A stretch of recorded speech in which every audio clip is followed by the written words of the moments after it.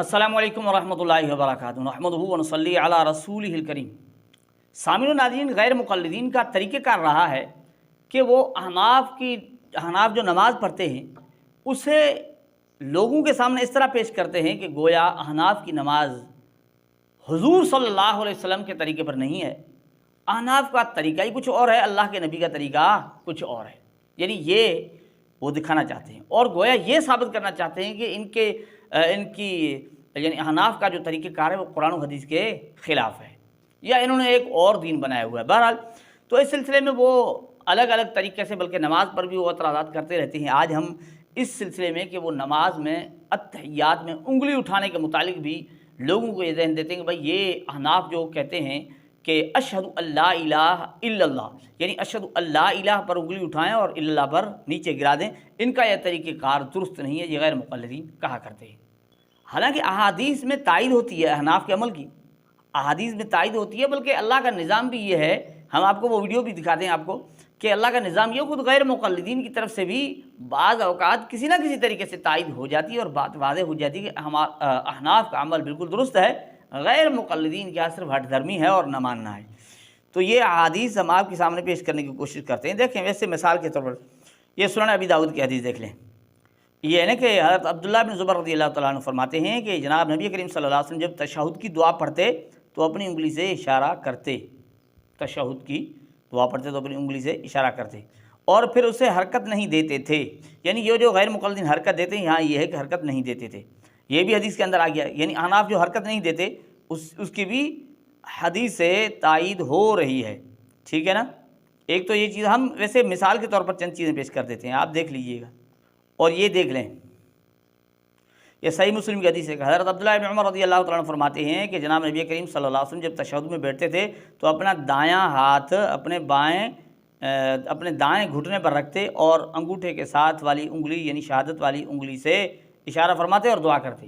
اور صحیح مسلم کی حدیث دیکھ لیجیے، حضرت عبداللہ بن زبیر رضی اللہ عنہ فرماتے ہیں کہ جناب رسول اللہ صلی اللہ علیہ وسلم جب تشہد میں دعا پڑھنے کے لیے بیٹھتے تو اپنا دایاں ہاتھ دائیں ران پر رکھتے اور اپنا بایاں ہاتھ بائیں ران پر رکھتے اور اپنی شہادت والی انگلی سے اشارہ فرماتے اور انگوٹھا اپنے درمیانی انگلی پر رکھتے۔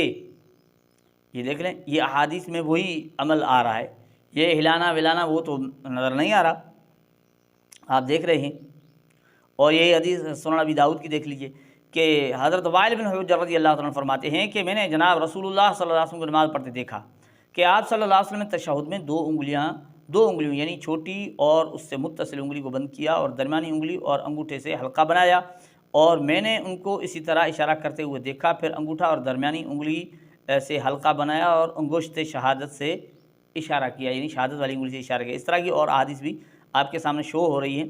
کہنے کا مقصد یہ ہے کہ احادیث سے احناف کی تائید ہوتی ہے، احادیث سے احناف کے عمل کی تائید ہوتی ہے، لیکن غیر مقلدین ہٹ دھرمی پر ہیں اور کہتے ہیں کہ احناف کا عمل حدیث سے ثابت نہیں ہے، حضور صلی اللہ علیہ وسلم کے عمل کے خلاف ہے۔ اب دیکھیے ہم آپ کے سامنے ان کے خود غیر مقلدین کے محقق عبد الرحمن مدنی کی ویڈیو آپ دیکھ لیجئے کہ وہ اسی چیز میں احناف کی تائید کر رہے ہیں اور غیر مقلدین کو بتا رہے ہیں، ان کو سمجھ ہی نہیں ہے، یہ سمجھتے ہی نہیں ہیں کہ بھائی اصل مقصد مسئلہ کیا ہے۔ آپ کو میں اب بتاتا ہوں ظاہریوں کی عادت، ہمارے اہل حدیث کی ظاہریت جو ہے اس کی مثال اگر مجھ سے بھی آپ لے لیں۔ آپ کو یہ بتاؤں کہ ہمیں حدیث میں صرف ایک مثال ملتی ہے کہ کلمہ توحید کے ساتھ جو ہے وہ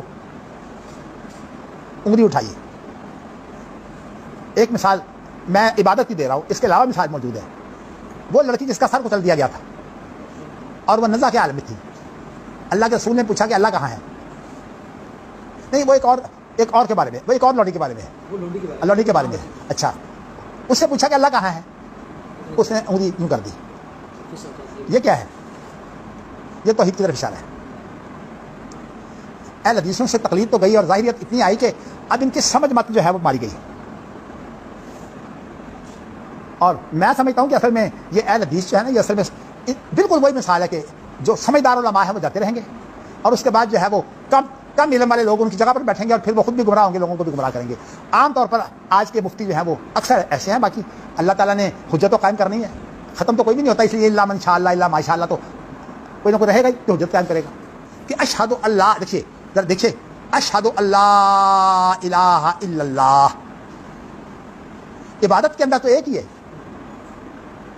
वैसे तो क्योंकि उसूल फिक़ह के अंदर जब ये इस तरह के काम होते हैं तो उनकी मिसालें जब तक ना मिले उस वक्त तक वजह भी वादे नहीं होती, लेकिन हदीसें इतनी मौजूद है कि इसकी वजह हदीसों में मौजूद है कि ये असल में तौहीद की तरफ इशारा है। जब तौहीद की तरफ इशारा है तो सवाल यह कि तहियात के अंदर तौहीद का कलमा है कौन सा? मैं आपसे पूछना चाहता हूँ, वअशहदु अन्ना मुहम्मदन अब्दुहु व रसूलुहु, ये कलमा तौहीद है? हाँ भाई, है कलमा तौहीद? उसका साथ जुड़ जाए फिर तो हर अमल ही तौहीद है, फिर तो हर चीज़ तौहीद है। लेकिन वो तौहीद जो जिसे बिताकतुल जन्ना कहते हैं, वो अशहदु अल्ला इलाहा भी नहीं है, वो सिर्फ अल्लाह है, इसलिए इसमें आज़म है वो। मैं बताना ही चाहता हूँ कि अल्लाह ताला का जो है वो हसर के साथ इकरार करना या दुआ करना और या शहादत देनी, ये चीज़ जो है ये पूरी तशहुद के अंदर एक ही दफ़ा है। और वो किस पर है? अशहदु अल्ला इलाहा इल्लल्लाह, इल्लल्लाह के बाद गिरा दो, वअशहदु अन्ना मुहम्मदन पर अगर आप बाकी रखेंगे तो इसका माना यह है कि मोहम्मद भी एक ही है, एक ही रसूल है और एक ही बंदा है। हालांकि ये बात गलत है, मगर चूंकि ज़ाहिरों को ये बात समझ नहीं आती। अब गलती कहाँ से लग गई है? और जी बाद रिवायात में काना युहर्रिकुहा है। भाई काना युहर्रिकुहा जो है ये बार बार के लिए नस नहीं है, ये ज़ाहिर है, ज़ाहिर चूंकि ज़ाहिर के कायल हैं, इसलिए हदीसों में बहुत दफ़ा आता है काना यफअलु, मुराद से एक दफ़ा होता है। इसलिए उसूल फिक़ह में एक उसूल है कि फ़ेल का तकरार जो है इसके लिए अलग दलील चाहिए। लेकिन ये ज़ाहिरों को बात इसलिए समझ आती कि उसूल तो उन्हें पढ़ना ही नहीं होता। उन्होंने अगर उसूल पढ़ना तो वो उस फलसफी इब्न अज़म का पढ़ना है जिसके तमाम के तमाम उसूल मंतिक़ फ़लसफ़ा पर मबनी है, लेकिन हिकमत का बकाया नहीं है। अब देखिए इनके अब्दुर्रहमान मदनी ने यही कहा कि भाई हदीस के अंदर तो तौहीद के वक्त उंगली से इशारा साबित मिलता है मुख्तलिफ यानी औकात में या मुख्तलिफ मकामात पर। तो यहाँ जब अत्तहियात में तौहीद की जगह ये है कि अशहदु अल्ला इलाहा इल्लल्लाह, कि और तो अत्तहियात में तौहीद का तज़किरा ही नहीं है, तो कहा वहाँ वहीं इशारा किया जाएगा। तो अहनाफ का अमल दुरुस्त है, गैर मुक़ल्लिदीन वैसे ही ज़िद करते हैं, यूँ ही हट धर्मी पर हैं। जब अहादीस से तायद हो रही है और अहनाफ का अमल अहादीस से भी उसकी तायद हो रही है और अहनाफ के अमल की तायद खुद गैर मुक़ल्लिदीन से भी हो रही है, तो जो एतराज़ करते हैं, जो हदीस के ख़िलाफ़ बताते हैं, वो सिर्फ ज़िद पर हैं और हट धर्मी पर हैं। अल्लाह जल्ल जलालुहु हमें गैर मुक़ल्लिदीन की हकीकत को समझने की तौफ़ीक़ अता फ़रमाए। अस्सलामु अलैकुम व रहमतुल्लाहि व बरकातुहू।